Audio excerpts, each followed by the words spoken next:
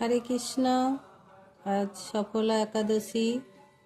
আজ এই দিনে আমি শ্রীমদ্ ভগবদ গীতা যথাযথ মুখবদ্ধতে 24 নম্বর অধ্যায়ে পরবর্তী পাঠ ভগবানের এই মর্তলোকে অবতরণ করেন তার আনন্দময় বৃন্দাবন লীলা প্রদর্শন করার জন্য। এই বৃন্দাবন লীলা হচ্ছে আমাদের চরম প্রকাশ। শ্রীকৃষ্ণ যখন বৃন্দাবনে থাকেন তখন সেখানে রাখাল বালকদের সঙ্গে, গোপ বালক বালিকাদেরও সঙ্গে, বৃন্দাবনবাসীদের সঙ্গে এবং গাভীদের সঙ্গে তার সমস্ত লীলা হচ্ছে দিব্য আনন্দে পরিপূর্ণ।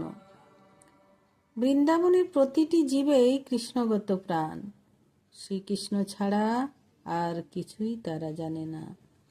তিনি যে সব কিছুর পরম ভোক্তা, তার পাদপদ্মে আত্মসমর্পণেই যে শ্রেষ্ঠ সমর্পণ এবং বিভিন্ন দেবদেবীর পূজা করাটা যে নিতান্ত নিষ্প্রয়োজন তা প্রতিপন্ন করার জন্য তিনি তার পিতা নন্দ মহারাজকেও ইন্দ্রের পূজা করা থেকে নিরস্ত করেন, কারণ তিনি প্রতিপন্ন করতে চেয়েছিলেন যে অন্য কোনো দেবদেবী পূজা করবার কোনো দরকার নেই।